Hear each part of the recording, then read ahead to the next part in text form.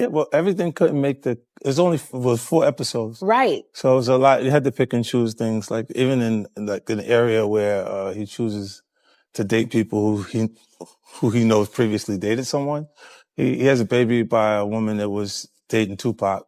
Wow. To add to it, but we had to cut it down so it could. For time. So are you coming out? I know next year is going to be a number 2. Season 2? I just put it on YouTube. I just put it on YouTube. Well, we can subscribe and get it. I love. Everything started with a quiet interview and a mention of what was left on the cutting room floor. But what came after caught everyone off guard. For years, the tension between the shady Aftermath camp and Bad Boy Records was seen as standard industry competition, a battle for the charts and the crown of New York. But according to recent commentary surrounding 50 Cent's The Reckoning docuseries, the stakes were reportedly much higher than a platinum plaque. The industry has always whispered about the power plays orchestrated by Sean Diddy Combs, but the idea of a targeted move against a figure as massive as Eminem shifts the narrative from corporate rivalry to something far more sinister. Why would a mogul with everything to lose allegedly risk it all over a white boy rapper from Detroit? The answer might lie in the secrets Eminem was reportedly willing to weaponize in his lyrics long before the legal system caught up.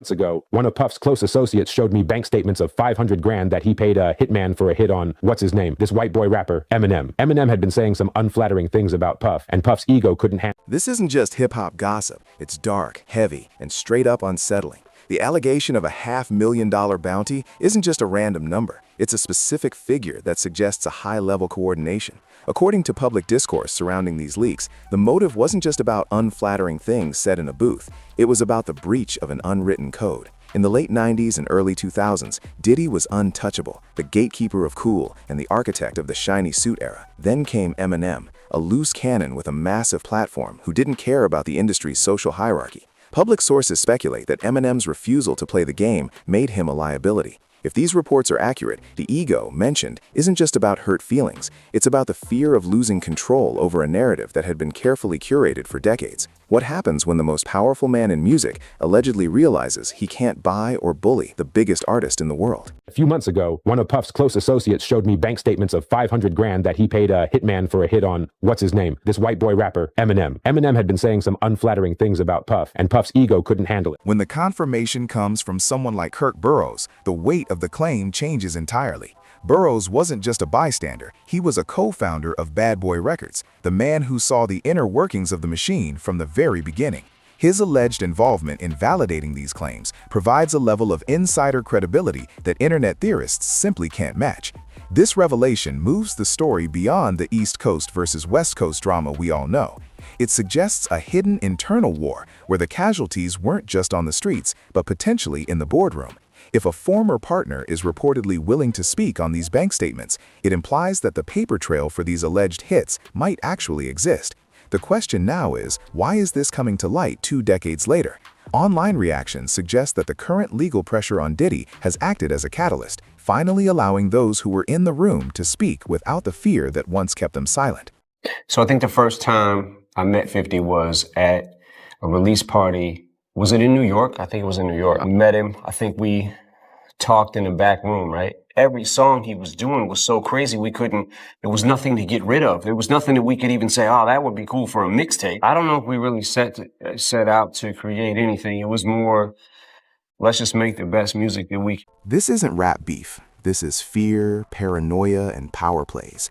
To understand why Eminem was allegedly such a threat, you have to look at his alliance with 50 Cent.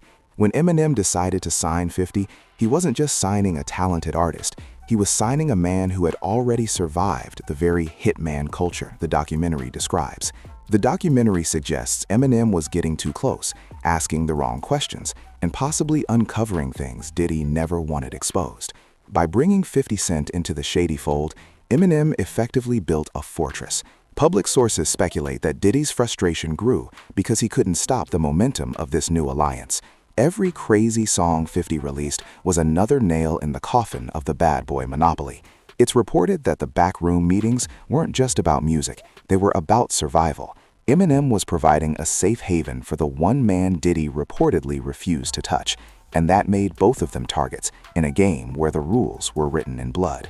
The one Grammy I have is for Crack a Bottle. I couldn't even have that without him.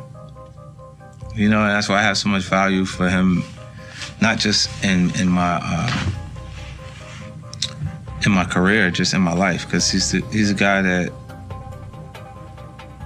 one of my best friends, because I can trust that he's going to be honest with his constructive criticism when it's time to listen to the music before it goes out. It sounds less like lyrics and more like a warning, because the more unreleased footage from the documentary surfaces, the more it reportedly suggests that Eminem wasn't just a bystander, he was an informant in his own right. Public sources speculate that what Eminem found out was tied to the industry's most guarded secrets, specifically regarding the distribution of power and the alleged handling of artists who refused to submit to the bad boy regime.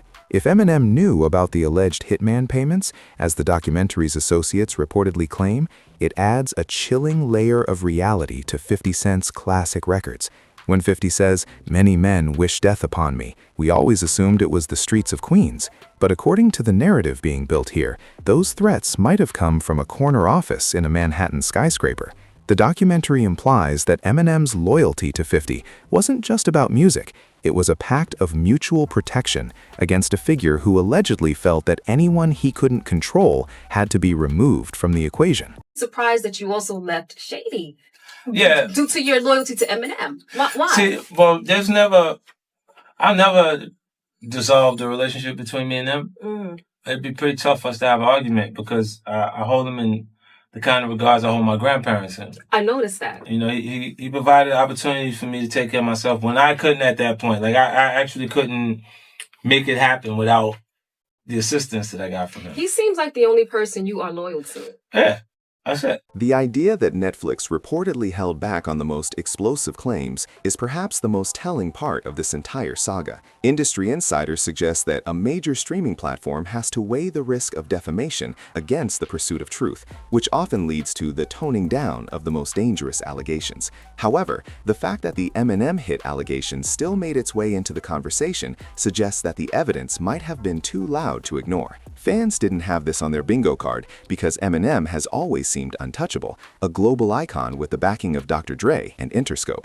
But the documentary forces us to look at a time before that status was solidified. It explores the theory that Diddy allegedly saw Eminem's meteoric rise as a direct threat to his cultural dominance. If these reports are true, the alleged plan to take out Eminem wasn't just about a diss track, it was a strategic move to prevent a shift in the hip-hop power structure that Diddy had spent a decade building. He seen Diddy. I know he wasn't going to sign to Diddy, but he took the meeting.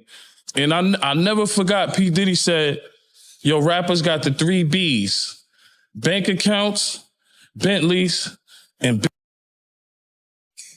hey, you a target." So I took that like so I'm in the meeting. Oh, he's saying to 50. He's telling 50 like, "Yo, I can't sign you. You know, you got beef with Preem and all that. A lot of niggas in the street, you know, a lot of niggas in the industry don't want to deal with the Preem beef. It's understandable if you don't want to do it." Eminem took the step, shout to him. You know what I mean? But a lot of niggas, yo, we don't want to deal with the Preem shit. That kind of loyalty is rare in an industry built on shifting alliances and business as usual. When 50 Cent speaks about Eminem with the same regard he holds for his grandparents, he's acknowledging that Eminem saved his life in more ways than one. Public sources speculate that by signing 50 Cent, Eminem wasn't just giving him a record deal, he was providing him with a shady security blanket that made him too big to hit. The documentary highlights a pivotal moment where Diddy reportedly had the chance to sign 50, but passed. Whether that was due to his alleged beef with others or a tactical error, it set off a chain reaction. By choosing Eminem over Diddy, 50 Cent essentially chose the side of the industry that was willing to stand up to the alleged bullying of Bad Boy. This wasn't just about music, it was a declaration of war. The documentary suggests that Diddy's alleged resentment toward Eminem grew from this rejection, fueling a Cold War that lasted for over 20 years and is only now reaching its boiling point in the public eye. Had a huge ego, man. He would never take no for an answer. Anyone got in his way, he had to take care of them. I wonder how many artists know how close they came to being taken care of permanently. Before anyone dismisses these claims as far-fetched, we have to look at the patterns. The $500,000 figure is a recurring theme in hip-hop's darkest mysteries, often cited in the investigations surrounding the 1996 shooting of Tupac Shakur. If Diddy reportedly used that same number for Eminem, it suggests a standard operating cost for a specific type of problem solving. According to public discourse, Eminem has been dropping breadcrumbs about this for decades, from the subtle jabs in his early work to the blatant accusations in Kill Shot and Fuel. He has been painting a picture of a man who uses his wealth to settle scores outside of the booth. The documentary posits that Eminem's survival wasn't an accident. It was the result of being smarter, faster, and more visible than anyone else. But the shadow of this alleged bounty has reportedly hung over his career, influencing his paranoia, his reclusiveness, and the calculated way he has chosen to dismantle Diddy's reputation through his music. This isn't just beef anymore. It's a case study in survival. The atmosphere in the industry during this era wasn't just competitive. It was reportedly governed by a silent protocol of look the other way. While the public saw the glitz of the bad boy empire, those on the inside allegedly understood that crossing the line came with a price that wasn't paid in royalties. This environment created a unique psychological pressure on artists like Eminem, who entered the scene with a disregard for traditional gatekeepers. Public sources suggest that this clash was inevitable. On one side, you had a mogul who reportedly demanded total allegiance. On the other, a lyricist who thrived on autonomy. This wasn't just a disagreement over a contract or a featured verse. It was a fundamental conflict of philosophies that, if the documentary's claims are accurate, allegedly escalated into a matter of life and death. As these allegations move from the whispers of the recording booth to the clarity of a documentary lens, the cultural fallout begins to ripple through the fan bases of both moguls. Online reactions suggest a growing divide between those who believe the industry's dark history is finally being scrubbed clean and those who worry about the weight of unverified claims. Yet the gravity of someone like Kirk Burroughs speaking out cannot be overstated. When an individual of that stature reportedly validates such a heavy narrative, it forces a re-examination of every lyric Eminem ever penned about the bad boy era. It turns what we once thought was playful shade into a survival log. Every time Eminem mentioned Puffy in his music, he was reportedly taking a calculated risk, knowing that his words could trigger the very ego that the documentary claims sought to silence him. Reflecting on the timeline, the irony is thick. Diddy reportedly built an empire on the idea of being bad for life, but the documentary suggests that this persona may have been more literal than fans ever realized.